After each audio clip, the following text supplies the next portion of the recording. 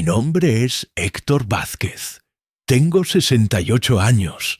Y hace 3 años viví algo que cambió para siempre mi comprensión de qué significa poner límites en familia. Un domingo por la tarde, mientras cuidaba mi jardín, mi nuera llegó sin avisar con sus padres. 2 maletas grandes y la intención de quedarse en mi casa indefinidamente. Lo que ella no imaginaba es que ese mismo día, antes de que anochezca, yo llamaría a la policía para desalojarlos. No es una historia de venganza. Es la historia de cómo un hombre aprendió que la amabilidad sin límites no es amor. Es debilidad que otros aprenden a explotar. Escúchame hasta el final, porque lo que sucedió después cambió completamente cómo mis hijos entienden el significado de la familia y cómo yo aprendí que defender tu dignidad siempre tiene un precio, pero también siempre tiene una recompensa. Tengo 68 años cuando comienza esta historia. Durante 42 años trabajé como técnico especializado en sistemas de climatización y refrigeración industrial.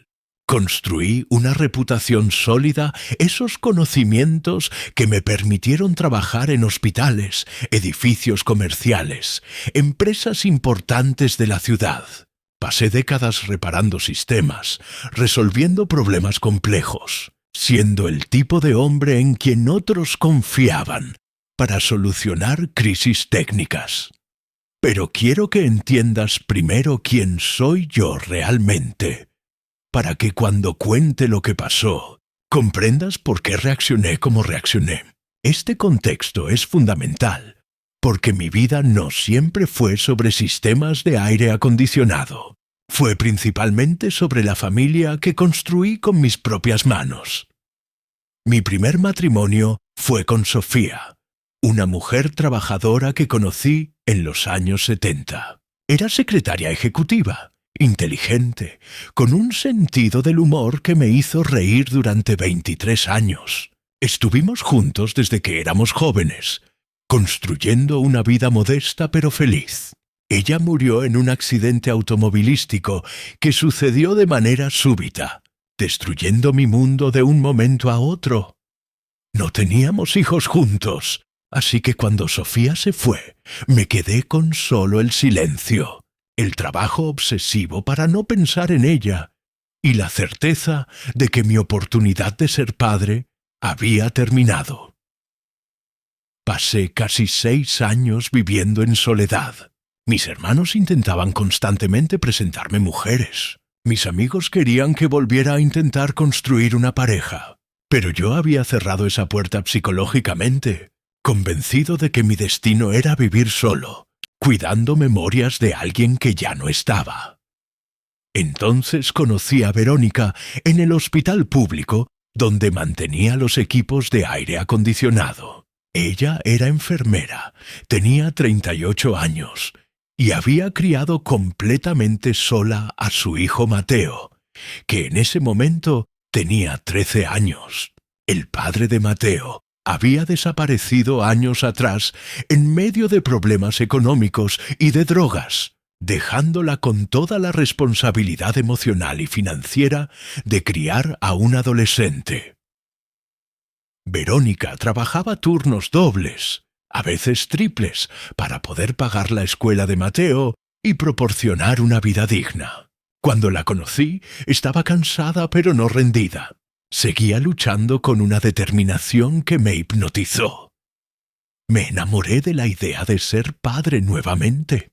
Me enamoré también de Verónica, de su fuerza silenciosa, de cómo había demostrado una resiliencia extraordinaria en circunstancias que habría quebrado a personas más débiles. Nos casamos cuando Mateo tenía 15 años y lo adopté legalmente. Fue uno de los momentos más importantes de mi vida, ese día cuando firmé papeles que me convertían en padre legal de alguien que había criado sin mí durante años.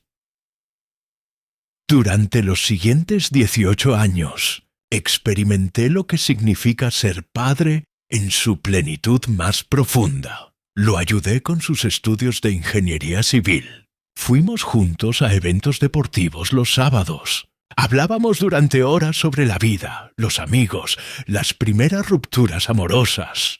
Construimos una familia sólida basada en respeto mutuo, confianza genuina y cariño sin restricciones. Verónica murió hace 9 años de una enfermedad que avanzó silenciosamente durante meses. Fue cáncer óseo. Luchó durante casi 2 años, pero la enfermedad era más fuerte que su voluntad. Mateo ya estaba establecido profesionalmente, construyendo su carrera en una empresa de consultoría importante. Pensé que nuestra relación padre e hijo continuaría siendo el pilar central de mi mundo, el significado principal de mi existencia. No sabía que estaba a punto de cambiar todo de manera fundamental. Mateo conoció a Sofía hace 4 años en su empresa de consultoría. Ella era psicóloga organizacional, inteligente, carismática y poseía una capacidad inquietante para analizar a las personas, encontrar sus debilidades psicológicas y explotarlas de manera sutil pero constante. Desde el primer momento que la conocí, Sofía mostró una actitud hacia mí que me hizo profundamente incómodo. No era hostil abiertamente, sino algo más peligroso. Una competencia permanente y calculada, como si considerara mi existencia en la vida de Mateo como un obstáculo que debía ser eliminado quirúrgicamente. Cuando venían a visitarme, ella encontraba constantemente razones para partir temprano. Si yo los invitaba a almorzar a mi casa, sugería con delicadeza que prefería un restaurante porque el ambiente sería más relajante y no querría imponerle trabajo extra a Héctor. Durante las conversaciones, ella interrumpía regularmente para hacer comentarios que cuestionaban mi comprensión de ciertas cosas, presentándose a sí misma como la voz de la razón clínica. Lo que más me dolía era que ella lo hacía de manera tan sutil que Mateo parecía no notarlo. O quizás lo notaba, pero no sabía cómo responder sin crear conflictos matrimoniales. Gradualmente, las visitas comenzaron a espaciarse. Lo que antes eran encuentros semanales se convirtieron en mensuales, luego en trimestrales. Las llamadas telefónicas de Mateo disminuyeron en frecuencia y en profundidad. Cuando yo lo llamaba, siempre estaba ocupado o tenía compromisos con Sofía y su familia política. Sofía había comenzado a sembrar ideas específicas en la mente de mi hijo durante conversaciones que yo no podía escuchar. Me contaba a través de Mateo que yo era emocionalmente dependiente de él, que seguía viviendo en el duelo de Verónica sin procesarlo correctamente en terapia, que lo más sano para su desarrollo como adulto sería que estableciera límites maduros conmigo. Nada de esto era verdad, pero fue presentado de manera tan convincente que Mateo comenzó a cuestionarse. Nada de esto reflejaba mi realidad. Yo tenía un grupo de amigos con los que compartía actividades regularmente. Pasaba tardes enteras en mi jardín, una pasión que había desarrollado con intensidad. Participaba en talleres de carpintería que ofrecía un centro comunitario cercano. Leía extensamente sobre historia, viajes, política. Mi vida no giraba alrededor de Mateo, aunque ciertamente lo amaba profundamente. Pero Sofía fue hábil en hacer que sus narrativas sonaran convincentes desde una perspectiva psicológica. Utilizaba su profesión como arma, como escudo contra cualquier cuestionamiento. Después de 3 años de matrimonio, Mateo había comenzado a llamarme por mi nombre en lugar de papá. Sofía le había explicado durante una de sus charlas que los términos familiares creaban confusión sobre su identidad adulta y que una relación más profesional entre adultos sería más sana psicológicamente.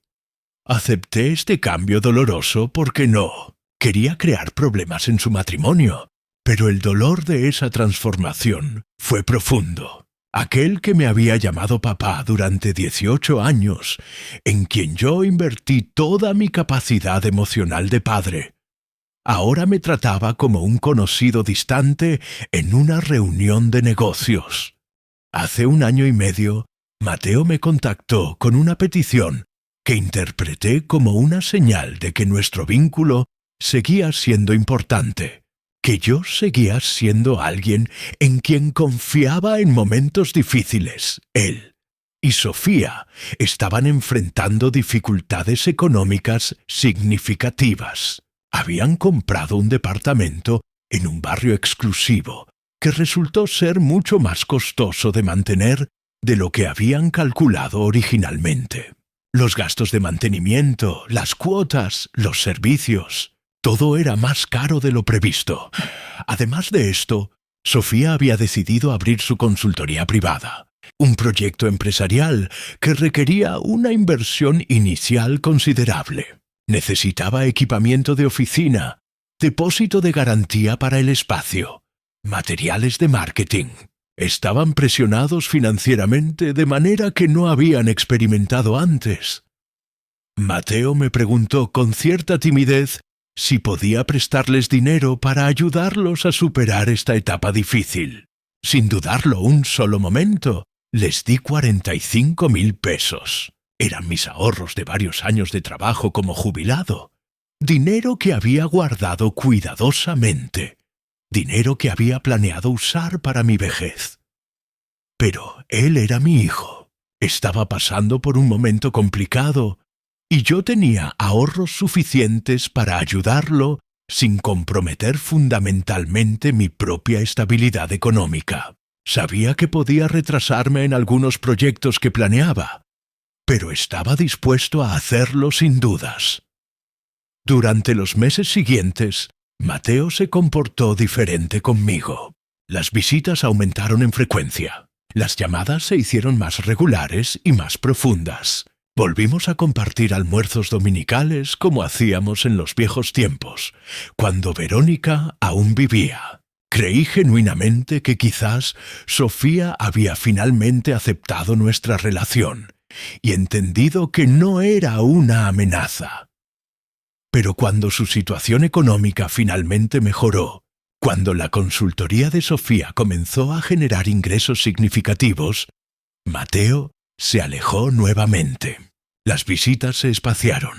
Las llamadas disminuyeron de frecuencia. Cuando yo preguntaba amablemente sobre la devolución del dinero, siempre había excusas cuidadosamente preparadas. Gastos inesperados que habían surgido. Demoras en sus proyectos. Circunstancias imprevistas que habían interferido. Finalmente entendí la verdad que me había estado negando. Había sido una transacción emocional completamente calculada. Mientras me necesitaban económicamente, fui importante, valorado, visitante frecuente en sus vidas. Cuando dejé de serles útil como fuente de recursos, cuando ya no podía resolver sus problemas financieros, dejé de ser importante. Dejé de ser visitado. Dejé de ser parte de sus vidas. Hace 8 meses, Sofía me llamó personalmente por primera vez en años. Su tono fue sorprendentemente diferente al que habitualmente usaba conmigo. Era casi amable, lo que inmediatamente activó todas mis alarmas internas. Me contó una historia elaborada sobre sus padres, Fernando y Graciela. Fernando había trabajado durante 38 años en una empresa de manufactura como supervisor de producción. Cuando llegó a los 65 años, la empresa pasó por una reestructuración. Fernando fue desvinculado, junto con otros 50 empleados. Después de eso, a los 65 años, ninguna otra empresa quería contratarlo. Era considerado demasiado viejo, demasiado caro, menos flexible que trabajadores más jóvenes. Graciela tenía problemas de salud que requerían medicamentos caros.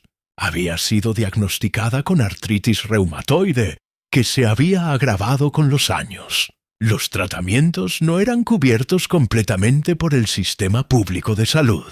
Habían tenido que vender su casa para poder pagar las medicinas y mantener un departamento alquilado en una zona pobre de la ciudad. El alquiler se estaba comiendo lo poco que les quedaba.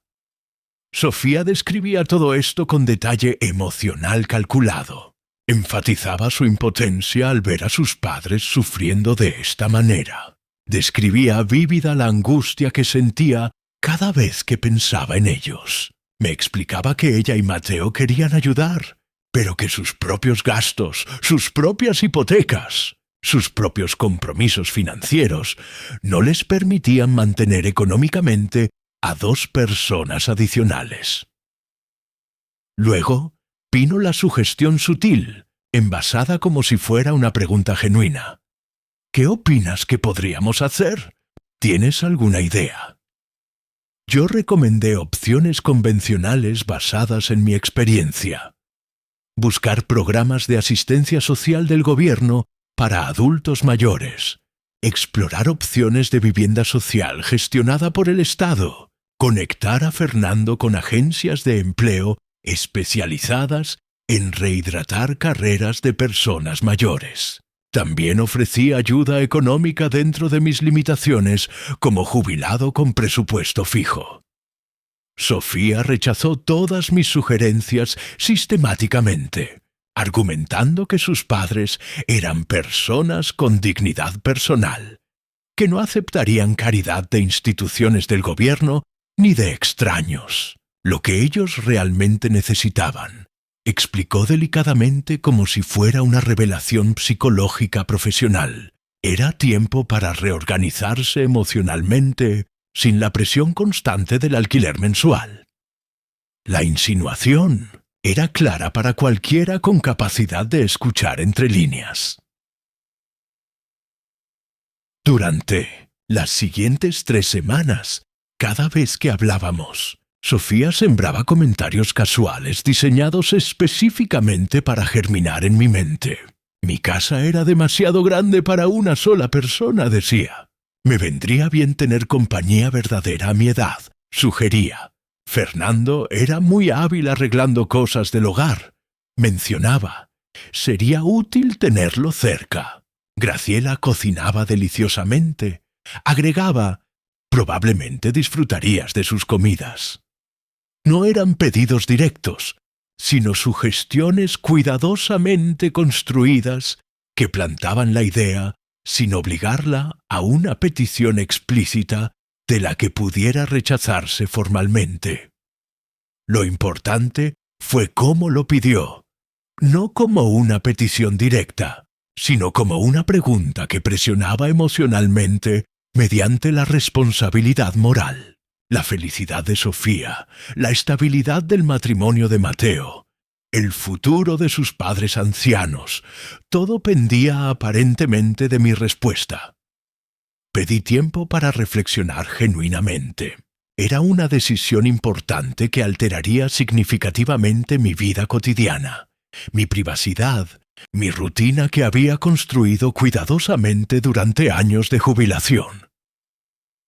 A los 5 días, respondí que aceptaba bajo condiciones específicas y negociables. Máximo 3 meses de estadía.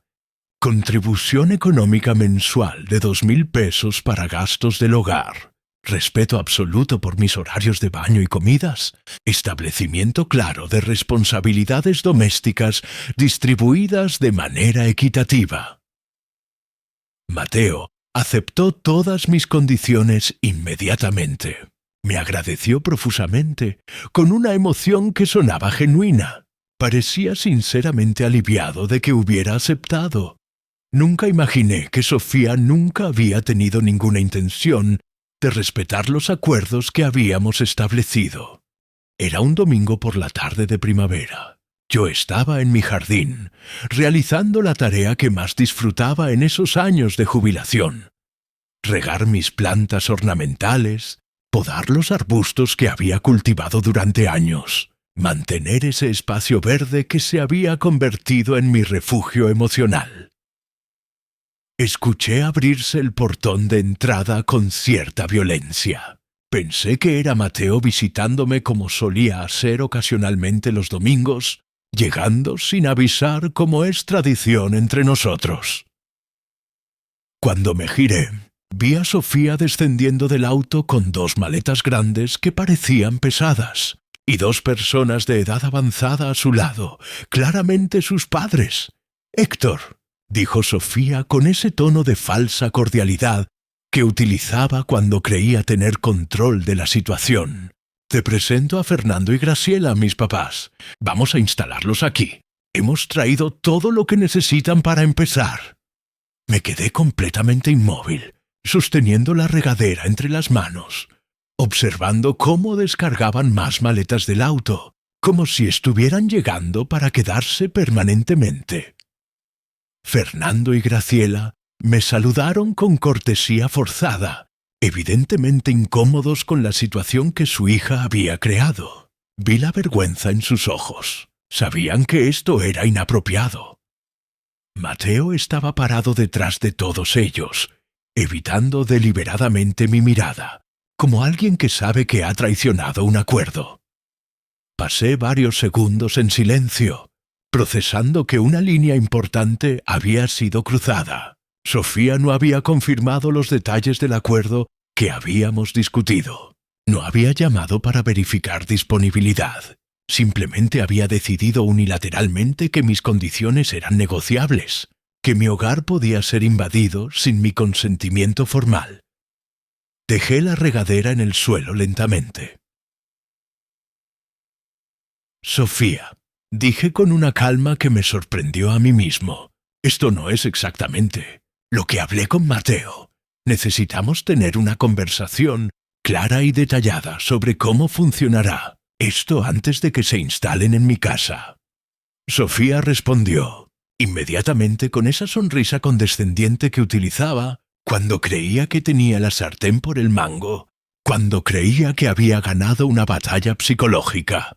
«Héctor», dijo con tono de reproche, «no necesitamos complicar las cosas con reglas y contratos. Estamos hablando de familia, no de un contrato comercial. Mis papás van a estar acá unos meses. Van a ayudar en lo que puedan con la casa, y todos vamos a llevarnos bien. Relájate». Fue en ese preciso momento cuando comprendí completamente. Sofía había interpretado y reinterpretado mi amabilidad durante años como debilidad. Creía que era el típico abuelo solitario que estaría feliz de tener personas en su casa, sin importar las circunstancias. Había calculado que no tendría el coraje psicológico de rechazar a 2 adultos mayores en situación vulnerable, especialmente delante de mi hijo. Se equivocaba completamente. «Pueden quedarse esta noche», respondí con firmeza, «porque es tarde y no es el momento adecuado para que busquen alternativas de hotel. Pero mañana por la mañana temprano necesitamos una conversación seria sobre cómo funcionará esta convivencia. Si no estamos de acuerdo en los detalles específicos, van a tener que buscar otro lugar donde quedarse. Eso no es negociable». Esa noche cenamos en silencio pesado. Fernando y Graciela intentaban pequeña conversación casual sobre temas neutrales, pero la incomodidad era palpable en cada rincón de mi comedor. Sofía estaba notoriamente molesta por mi actitud de firmeza. Mateo parecía perdido, atrapado entre 2 fuerzas opuestas sin saber de qué lado pararse. Después de cenar, Mateo me ayudó a lavar los platos en silencio. Fue entonces cuando, por primera vez en años, me llamó papá nuevamente y el sonido de esa palabra me atravesó el pecho. «Papá», dijo con voz titubeante y genuinamente arrepentida, «sé que esto salió diferente a lo que habíamos planeado. Sofía estaba muy ansiosa por resolver la situación de mis abuelos y se adelantó a los eventos sin consultarme completamente». Le expliqué, manteniendo la calma que el problema fundamental no era ayudar a su familia política. El problema era el método. Era el desrespeto por acuerdos establecidos. Era que ella había decidido que mi consentimiento era opcional. Si él realmente quería que la situación funcionara, le dije, tenía que asegurarse de que su esposa entendiera claramente que en mi hogar se respetaban mis reglas, o simplemente no había acuerdo. Mateo asintió, entendiendo el punto, pero sin saber exactamente cómo iba a comunicarle esto a su esposa.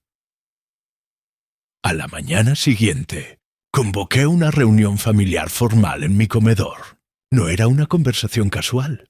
Fue una reunión clara y directa, casi como si fuera un asunto de negocios.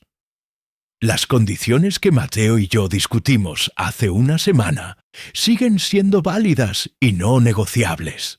Expliqué mirando a cada uno en los ojos. Fernando y Graciela pueden quedarse exactamente 3 meses. Durante ese tiempo van a contribuir con 2,000 pesos mensuales para gastos del hogar. Van a respetar completamente mis horarios. El baño se usa entre las 6 y las 7 de la mañana. La cocina entre las 7 y las 9. Las tareas domésticas se distribuyen según un cronograma que estableceremos hoy. No habrá reuniones familiares, visitas de otros familiares, ni descargas de personas sin avisar con 24 horas de anticipación. Mi privacidad será respetada en todo momento. Fernando y Graciela aceptaron inmediatamente todas las condiciones, claramente aliviados de tener un marco de referencia claro sobre cómo funcionaría la convivencia. Se disculparon múltiples veces por todo el inconveniente, mostrando genuina gratitud por la oportunidad que les estaba dando. Pero Sofía reaccionó con indignación mal disimulada, su cara pasando por varios colores. «Héctor», dijo con tono de reproche profesional, «me parece que exageras significativamente con tanta formalidad y tantos detalles. Estamos hablando de familia, no de un contrato comercial. ¿Por qué tienes que complicar todo de esta manera? ¿Por qué no simplemente relajarte y disfrutar de tener gente en casa?» Precisamente porque somos familia, es por lo que necesitamos reglas claras y explícitas. Respondí sin elevar la voz. Las reglas previenen malentendidos, previenen resentimientos, previenen que situaciones se tornen conflictivas. Si tú no estás de acuerdo con estas condiciones, puedes buscar otra alternativa para tus padres. Mi casa, mis reglas. Eso no es negociable. Sofía se dio cuenta de que no tenía opciones reales. Con evidente disgusto, con los labios apretados, aceptó las condiciones, aunque claramente estaba furiosa.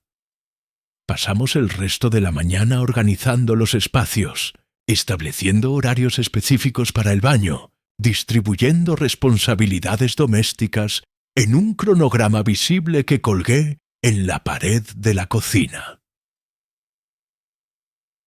Durante los primeros 10 días, la convivencia funcionó relativamente bien, sorprendentemente bien. Fernando era un hombre callado, reflexivo, que se levantaba temprano, leía el periódico en el patio de mi jardín, realizaba pequeñas reparaciones en la casa que había estado postergando. Graciela era una mujer agradable que cocinaba increíblemente bien, que mantenía la cocina impecable después de cada comida, que buscaba ayudarme sin ser invasiva. Ambos respetaban mis horarios y mi privacidad, de manera que me hizo respetar incluso más su dignidad personal. Entendían el acuerdo y lo honraban genuinamente. Pero después de la primera semana, Sofía comenzó a mostrar su verdadera naturaleza, sus verdaderas intenciones. Llegaba a mi casa sin avisar a cualquier hora del día, usando la llave que Mateo le había dado. Usaba mi cocina para preparar comidas que después se llevaba a su departamento, dejando los platos sin lavar, dejando derrames en el piso. Esparcía sus pertenencias personales por toda la casa, sus abrigos en las sillas, sus revistas en las mesas, como si fuera la dueña del lugar. Cuando le pedía educadamente que respetara las reglas que habíamos establecido, me respondía que no entendía por qué era tan rígido, con detalles sin importancia.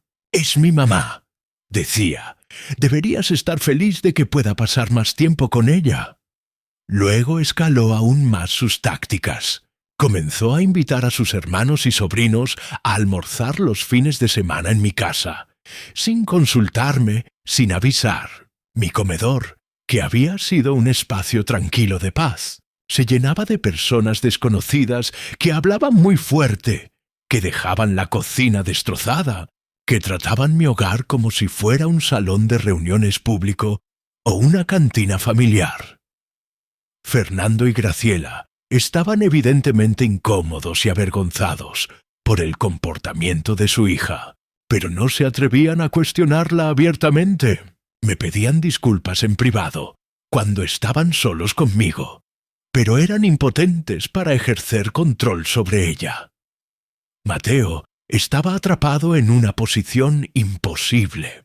Veía claramente que su esposa estaba abusando sistemáticamente de mi hospitalidad, pero no quería crear conflictos matrimoniales abiertos que pudieran resultar en una separación.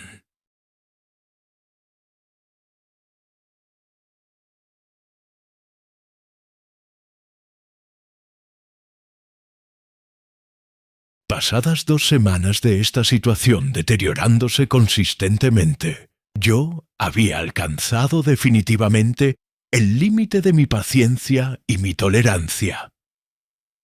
Sofía había transformado completamente mi casa en su segunda residencia personal, en una extensión de su departamento. Cada regla que habíamos establecido era sistemáticamente ignorada con desprecio. Mi espacio sagrado, el lugar donde debería haber paz y tranquilidad en mi vejez, se había convertido en caos permanente. El viernes por la noche, después de que Sofía se marchara de mi casa, después de una de sus invasiones, tomé medidas que sabía que serían drásticas, pero absolutamente necesarias. Primero llamé a mi abogado y le expliqué detalladamente la situación. Cómo Sofía había llegado sin consentimiento formal, cómo estaba violando sistemáticamente los acuerdos establecidos, cómo su comportamiento estaba haciéndose insoportable. Mi abogado me explicó mis derechos como propietario. Luego contacté a la comisaría local y hablé con un oficial, explicándole los procedimientos legales para desalojar personas que se habían instalado en mi propiedad sin consentimiento formal o que violaban acuerdos de convivencia. Quería tener toda la información legal antes de actuar. Quería estar completamente seguro de que tenía derecho a hacer lo que estaba planeando.